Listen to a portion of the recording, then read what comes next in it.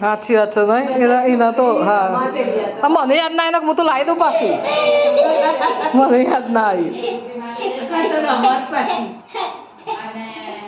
એ તો ક્યારે જ ના આવે હું લક્ષણે ના બેવા દે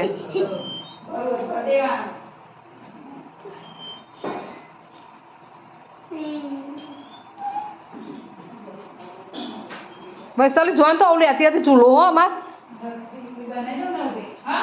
આવો ચૂલો લેતી આવતી જોઈ તો